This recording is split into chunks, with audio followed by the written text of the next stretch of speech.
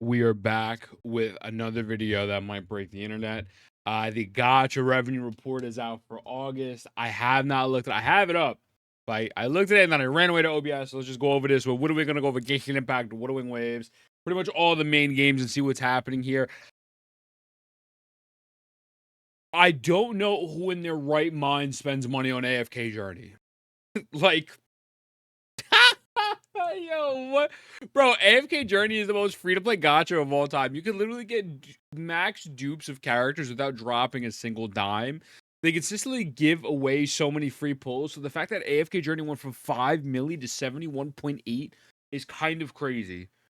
That's kind of insane. I don't know. Do like AFK Journey August update? Like, I don't know what happened. I don't know what happened in August. Like, I'm not the only person I know who covers AFK Journey is Vulcan. I don't know if Vulcan posts anything, but okay. It's like AFK Journey 71 million. The top of the Gacha revenue charts is not something that was on my bingo card for 2024. Beating out Star Rail. 11D Space has hot men. By the way, if you want to sell more, just make someone looks like me. But whatever. 71 million is crazy. I mean, listen, man, kudos to them. You know, whatever. I don't play the game. I think it's cute. 11D Space, I haven't played it. We have to do it. We have to do a playthrough. 11D Space is still going strong, still in the green. Now, Honkai Star Rail went from 41 million to 39 million, which is really not a big drop. I mean, for a pretty dead patch and pretty much like a dead period in the game, it's not horrible. I mean, there's really not much to say. Star Rail feels stale. Apparently, what I will say is, I had a cough, and I'm not editing that out, so I love you. What I will say is interesting about Star Rail is I wonder how these triple banners are going to be affecting the sales going forward. So right now, obviously 41 million to 39 is not a big deal, but they're doing triple reruns now, which I think is pretty insane.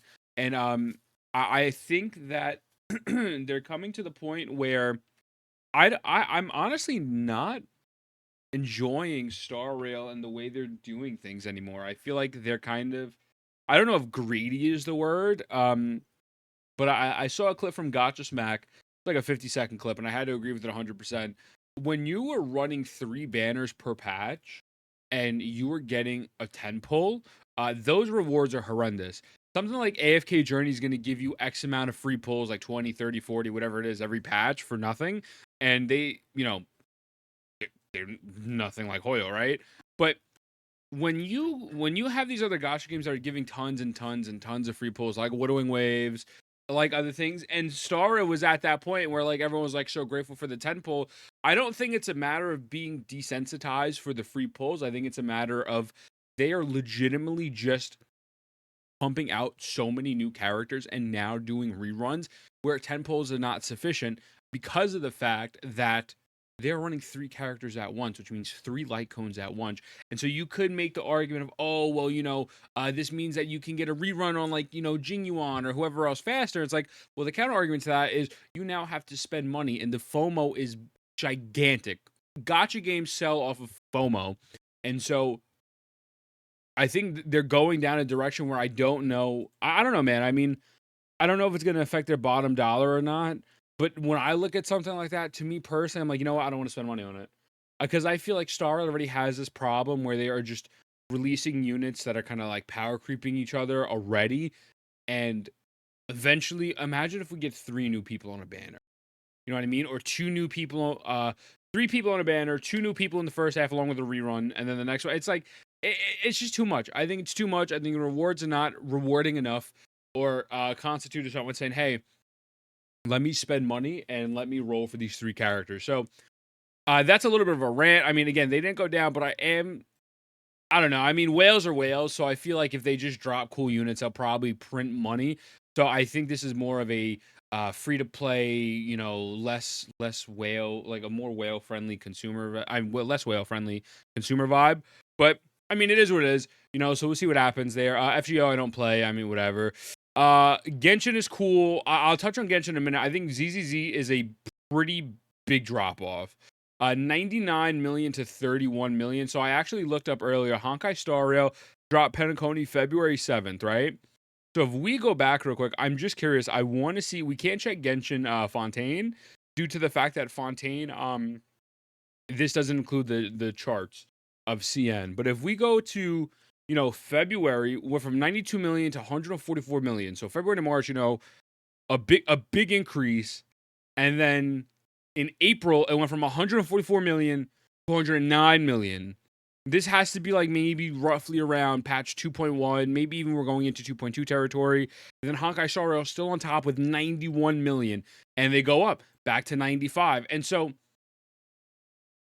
I think that a drop off where you open up so strong of 99 million and then you drop down to 31.5 million, I do think is an indicator of the reception of this game and the fact that I don't believe it is going to be this cash cow that everyone thought it was. I thought they were going to do well. I didn't think they were going to do pretty much 100 million right out the gate, right? But losing pretty much 60% of your revenue is kind of crazy. Now, obviously, I know Jane Doe's coming out and everyone, she's thick as hell, and there's probably going to be people rolling for her because she's hot. But again, this is a gigantic drop off, and the game is still new. So what happens in dead patches where, in 1.2 or 1.3 or 1.4, like what are are they going to be comparable to Honkai Impact numbers? I don't think they'll go that low. I don't even know where I'd have to go for Honkai Impact. Honkai Impact third is just in the gutter, man. Honkai Impact third is 2.2 million, goes down to 1.9. Honestly, they kind of should just old yeller the game, but whatever. That's a different conversation. But that is a gamers. I'm Tash here, and this changes everything. But like seriously, it is kind of crazy. And so I am wondering. I think that's a red flag. I think 1,000%. If it was around like 50 or 60 million, I would be like, okay, like I understand it's a little bit of a drop. The hype is kind of like dying down a little bit. But like, dude, that's insane. That's a large drop off. So I don't think they're gonna reach this number again for quite some time. I can't see them probably going over 50. I could be wrong, and this could age like fine milk, right? But I don't see them crossing the 50 range for a while. Because realistically, man, I'm not gonna lie to you. I've never played Zenless Zone Zero and felt the urge to pull for a character, whether it's Jane or whatever it is. I'm a gacha addict. There's just something about Zenless Zone Zero that in my mind, I find it as like a quick, fun, relaxing game that I hop on for like 10, 15 minutes. And then after that, that's it. I'm not pulling, I'm not touching anything. And I feel like a lot of people feel that way as well. And again, it did well because of the first patch, but 6% drop off is insane. Genshin Impact. Genshin Impact only went up by about 1 million or so. Now, also, I know people are gonna say, "Well, Zenless Zone Zero, that's a red flag." But why is Genshin Impact only 38 million a red flag? Genshin Impact's been down in the gutters lately, man. I mean, it just is what it is. 67 million down to 37 million. And then they're going up a bit. I don't believe we are going to see a massive increase in Genshin sales until the Archon comes out. I think maybe over time it'll increase a little bit. If the Archon comes out around like 4.2, 4.3 maybe. There's rumors saying that the stories, they're going to skip like a patch, so maybe it'll be 4.3, which I think would be smart. You want to extend that money period as possible. Then you'll reach 80 million, 100 million, whatever the case may be. This, I don't think, is that much of a big deal. It went up. It's only including possibly like a week of Mualani, although I don't think Mualani is going to be like the best-selling character or anything like that. I think Ben 10 Spider-Man, I think he's probably going to sell a lot more just because he's cool. Like that homie is just cool. I ain't going to use him. But I'll probably cop him to run around and Spider-Man everywhere. But I feel like this is standard. I feel like they're going to be in an upward trends. And honestly, I will be curious to see how it does next month when we have pretty much a majority of Mualani and Kanich in with the positive reception to Natlin. Well, I'll make a whole video covering Natlin and my thoughts on it to see what it is. Because I think people are gonna say, wow, first week in Natlin, it's only $1 million increase. I think it'd be unfair to judge it on that. I really do, because a lot of people already had in their minds they're skipping Mualani. And a lot of people do this thing where they skip until the Archon. So I don't think this is a big red flag or anything like that. I think Genshin will always make money and always have those up and down periods. So that just it is what it is. Where is Wua? AFK, Love of D Space, Zenless Zone Zero, Dragon Ball Z, Monster Strike, Naruto was out here killing it. Arknights making 21 million is kind of crazy. I liked Arknights, but try to make content on. Booba the video game. Woo was down here. Okay, people are gonna like this. People are not gonna like this take, but it's the truth. Wuthering Waves has possibly the most abysmal marketing team ever.